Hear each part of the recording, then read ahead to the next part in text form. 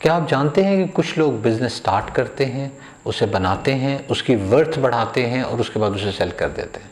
इस तरह वो अपनी ज़िंदगी में 2-3 बिजनेसेस तो सेट करके उन्हें सेल ऑफ कर देते हैं और करोड़ों नहीं अरबों रुपए कमा लेते हैं। पाकिस्तान और इंडिया में भी ऐसी मिसालें मौजूद हैं, लेकिन बहुत ही कम। नो डाउट बिजनेस से पैसा कमाना एक बहुत ज़रूरी फेल है। हम लोग करते भी हैं, बिजनेस करते हैं, बिजनेस से पैसे कमाते हैं, लेकिन हम में और गोरों में थोड़ा सा फ़र्क ये होता है कि वो लोग अपने बिजनेस की वर्थ भी बढ़ाते हैं, यानी कि कल को उनका बिजनेस बहुत महंगे दामों बिक सकता है, जो कि हमारे केस में अमूमन लैग कर रहा होता है। मैं ये नहीं कहूँगा कि हमेशा लैग कर रहा होता है, लेकिन अमूमन लैग कर रहा होता है। आपने बहुत से गोरों को देखा होगा कि वो रिटायर होते हैं तो अपना बिजनेस बेचते हैं और बहुत सारे पैसे लेके रिटायर हो जाते हैं और आराम से अपनी बाकी की ज़िंदगी गुजारते हैं। एट टाइम्स आपने ये भी देखा होगा कि उनके बिजनेसेस ज़्यादा चल नहीं रहे होते, लेकिन फिर भी वो बहुत अच्छे पैसे उससे निकाल लेते हैं। जबकि हमारे बिजनेसेस प्रॉफिटेबल भी होते हैं, फिर भी जब हम बेचने जाते हैं तो हमारे बिजनेसेस बिकते नहीं हैं। लिहाजा जब हम बूढ़े हो जाते हैं तो या तो हमारे बच्चों को, चाहे वो बिज़नेस पे बैठना चाहें ना चाहें, उनका इंटरेस्ट हो ना हो, फिर भी उन्हें बिज़नेस पे बैठना पड़ता है और वही बिज़नेस करना पड़ता है, और या फिर वो बिज़नेस जिससे हमने साल हर साल दिए होते हैं, जिसने हमारा घर चलाया होता है, उसे हम बंद करते हैं और वो बिज़नेस ख़त्म हो जाता है। आज मैं आपको बताऊंगा कि हम अपने बिज़नेस की वर्थ कैसे इंक्रीज़ कर सकते हैं और जब हमारा दिल चाहे, जिस वक्त हम चाहें, उस वक्त हम उस बिज़नेस को इंस्टेंटली बेच सकें और उससे अच्छे पैसे निकाल सकें।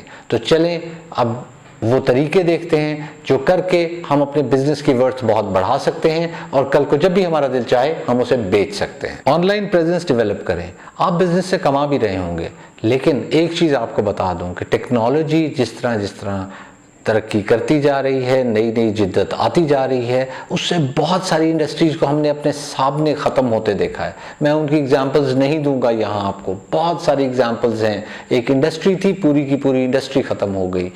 अब ऑनलाइन टेक्नोलॉजी एक असल हकीकत बन चुकी है और हमें इसमें इन्वेस्ट करना है। हम किस तरह इन्वेस्ट करते हैं? हम 5,000 रुपये की एक स्टैटिक सी वेबसाइट और कुछ डेड सोशल मीडिया अकाउंट्स बनाकर ये समझना शुरू कर देते हैं कि हमने तो ऑनलाइन प्रेजेंस कर ली, अब ऑनलाइन उसकी दुकान पे लोग ज़्यादा आ रहे हैं, मेरी दुकान पे कम आ रहे हैं, तो कोई मसला नहीं है, मैंने तो अपना काम कर दिया। वो ऑनलाइन प्रेजेंस मैं नहीं मानता। मैं ये समझता हूँ कि वो ऑनलाइन प्रेजेंस नहीं है। आपको सही से ऑनलाइन प्रेजेंस डेवलप करनी है अपने बिजनेस की, और अगर आप वो करेंगे तो आपको कल को उसकी वैल्यू मिलेगी। एक और एग्जांपल देता हूँ। बहुत से लोगों से मैंने ये सुना है कि जी मैं तो 50,000 ऑनलाइन उस पे लगाने को तैयार हूँ प्रमोशन पे, लेकिन क्या मुझे उससे 50,000 का रिटर्न आएगा? इससे कहीं ज़्यादा आएगा, लेकिन शुरू में नहीं आएगा। शुरू में आपको पैसे लगाने होंगे, उसके बाद ग्रेजुअली आपको रिटर्न आएगा। अब शुरू में वो जो खर्च है, उस वक्त आप कहें कि जो मैं पहला रुपया लगाऊं उस पे 1 रुपया आ जाए, तो ऐसा मुमकिन नहीं होता। हो सकता है आपके साथ ऐसा भी हो जाए, बट नॉर्मली ऐसा नहीं होता।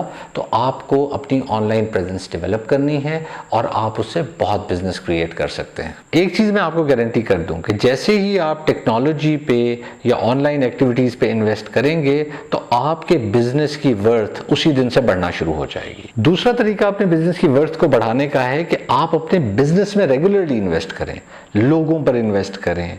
जी हाँ, अच्छी टीम डेवलप करने पर फोकस करें और उन पर खर्च करें। खुद हम ये चाहते हैं कि सारे काम हम खुद कर लें। घर में तो हम एक तिनका इधर से उधर नहीं हिलाते, लेकिन जब हम दफ्तर जाते हैं तो हमारी ख्वाहिश ये होती है कि सारे के सारे काम मैं खुद कर लूँ। अगर हम कारोबार पे बहुत बड़ा एहसान करते हैं तो हम ये करते हैं कि हम अपने बच्चे को, जिसकी पढ़ने लिखने की या खिलौनों से खेलने की उम्र होती है, उसे कारोबार पर लाकर अपने साथ बिठा देते हैं। अब मेरे ख्याल में ये बहुत अनजस्ट होता है। उसका पढ़ने का वक्त होता है, उसका सीखने का वक्त होता है, और हम उसे कारोबार में इन्वॉल्व कर देते हैं। हम क्यों और बंदे नहीं रखते, क्यों और बंदों पे इन्वेस्ट नहीं करते, ट्रेन नहीं करते? मैं आपको बता देता हूँ। बहुत से लोग आपको ये कहेंगे कि हम लोग बेसिकली इसलिए नहीं करते क्योंकि किसी पे एतबार नहीं किया जा सकता। मेरी राय थोड़ी सी मुख्तलिफ है, वो भी रीज़न हो सकता है, लेकिन उससे ज़्यादा ज़रूरी रीज़न ये होता है कि हम लोग खर्च नहीं करना चाह रहे होते उस कारोबार पे। हम चाह रहे होते हैं कि उस पर जितना बच रहा है वो हम सब समेट कर और ले जाएं। सिस्टम बनाने पर खर्च होता है और वो खर्च ज़ाहिर है हम अगर करने को तैयार नहीं होंगे तो सिस्टम भी नहीं बनेगा। इसके साथ हमको दूसरों पे ट्रस्ट, जैसे मैंने आपको बताया है कि नहीं होता, इसलिए हम किसी पे भी ट्रस्ट करने को तैयार नहीं होते, जिसकी वजह से हम हर एक को बेईमान और चोर कहते रहते हैं। देखिए ऑनेस्टली स्पीकिंग काम करने में कोई हर्ज नहीं है, लेकिन हर काम हर बंदे के लिए पॉसिबल नहीं होता। अच्छा, कुछ केसेस में आप कुछ लोग भी रख लेते हैं, लेकिन ना उन्हें अथॉरिटी देते हैं, ना उन्हें रिस्पॉन्सिबिलिटी देते हैं, उनके हाथ इस्तेमाल कर रहे होते हैं, उनके दिमाग इस्तेमाल नहीं करते हम लोग, और यहाँ आके हमारा कारोबार रुक जाता है। आपके साथ या आपके जानने वाले होंगे जो बिज़नेस कर रहे होंगे, उनके साथ 25-25 साल से लोग होते हैं, लेकिन ना उन पे एतबार किया जाता है, ना उन्हें अथॉरिटी दी जाती है, और उन बेचारों को उसी तरह रखा जाता है। मेरे ख़्याल में ये वैसे तो मॉरली भी ठीक नहीं है, लेकिन उसके अलावा उन्हें अगर आप ट्रेन नहीं करेंगे और उन पे इन्वेस्ट नहीं करेंगे तो आपका कारोबार नहीं बढ़ेगा। हम क्यों डे वन से एज्यूम करते हैं कि ये कारोबार अगर चला सकता है तो मेरा बच्चा आके चला सकता है और कोई नहीं चला सकता। आप टीम पे खर्च करना शुरू कर दें, देखेंगे कि आपका बिजनेस ग्रो तो ज़रूर करेगा, लेकिन उसके साथ साथ उसकी वर्थ बढ़ती जाएगी, वो कल को लोग लेने को तैयार हो जाएंगे। अगर आप खुद बिजनेस करते रहे तो वो जाहिर है कल को कोई भी नहीं लेगा। बिजनेस मॉडल ज़रूर तैयार कर लें। देखिए बिजनेस मॉडल आपका होना चाहिए, और बिजनेस मॉडल वक्त के साथ इवॉल्व भी करता है, उसमें तब्दीलियाँ भी आती हैं। तो आप बिज़नेस मॉडल को देखते रहें, उसमें जो जो चेंजेस, जो जो आपको अपॉर्चुनिटीज़ नज़र आती हैं, जो जो मौक़े नज़र आते हैं, उन्हें देखें और उधर इन्वेस्ट करें, रिसर्च करें, उस बिज़नेस मॉडल को चेंज करते रहें। वही बिज़नेस मॉडल आपको पैसे दिलवाएगा, वही बिज़नेस मॉडल आपके बिज़नेस की वर्थ लोगों को असेस करने को बताएगा कि आपके बिज़नेस की ये वर्थ है। आप ये बना के रखें, ना कि आपका प्रॉफिट बढ़ जाएगा, बल्कि आपके बिज़नेस की वर्थ भी इससे बहुत बढ़ जाएगी। अपने बिज़नेस को जियोग्राफिकली भी एक्सपैंड करें, यानी कि आप अपने बिज़नेस को दूसरे शहरों में लेके जाएं। आहिस्ता आहिस्ता शुरू में नुकसान होगा, आपसे दूर होगा, आपका कंट्रोल नहीं होगा, वहाँ लोग बैठे हुए होंगे, बट आहिस्ता आहिस्ता वो कारोबार प्रॉफिटेबल हो जाएगा, और फिर आपको इसे दूसरे मुल्कों में भी ले जाने की अपॉर्चुनिटी मिलेगी। इस तरह बड़ी कंपनियां बनती हैं। आप इसी तरह अपनी कंपनी की वर्थ बढ़ा सकते हैं, उसे एक मोहल्ले में, एक गली में, एक शहर में रिस्ट्रिक्ट करके ना रखें, बल्कि मुख्तलिफ जगह पर फैलाएं। कस्टमर बेस को डाइवर्सिफाई करें। कुछ लोग करते ये हैं कि उनके पास बड़े बड़े कस्टमर्स होते हैं और वो उन कस्टमर्स को माल दे रहे होते हैं और अच्छा प्रॉफिट कमा रहे होते हैं। इसमें कोई हर्ज नहीं है, आपके पास अच्छे बड़े कस्टमर्स हैं, उनके साथ आप बिज़नेस कर रहे हैं, लेकिन एक काम ज़रूर करें, साथ में छोटे छोटे कस्टमर्स ज़रूर पकड़ लें। मैंने बहुत सी एग्जांपल्स देखी हैं कि एक कंपनी के साथ वो काम कर रहे हैं, उस पर अगर कोई इफ़ेक्ट आया या कोई और वहाँ घुस गया जो आपसे बेहतर रेट्स दे रहा है, बेहतर सर्विस दे रहा है, तो आपकी कस्टमर बेस ख़त्म हो गई, आपका बिज़नेस ज़ीरो हो गया। ऐसा ना होने दें, आप साथ में और कस्टमर पकड़ के रखें। एक कस्टमर आपका 10-15% टोटल रेवेन्यू से ज़्यादा नहीं होना चाहिए, इसकी कोशिश करते रहें। साथ में उस कस्टमर को इंटैक्ट रखें, उस कस्टमर के साथ चलते रहें। दूसरा, इसमें खौफ क्या होता है कि कोई भी आपका बिज़नेस लेने लगता है या ख़रीदने लगता है तो वो देखता है कि एक कस्टमर था, अब 10 ख्यालात आते हैं, मे बी इसका कोई रिश्तेदार वहाँ पे हो, इसका कोई दोस्त वहाँ पे हो, जिसकी वजह से इसे बिज़नेस मिल रहा हो। कल को अगर मैं ये बिज़नेस खरीद लेता हूं और मेरा ये बिजनेस चला जाता है तो मेरे सारे पैसे डूब गए।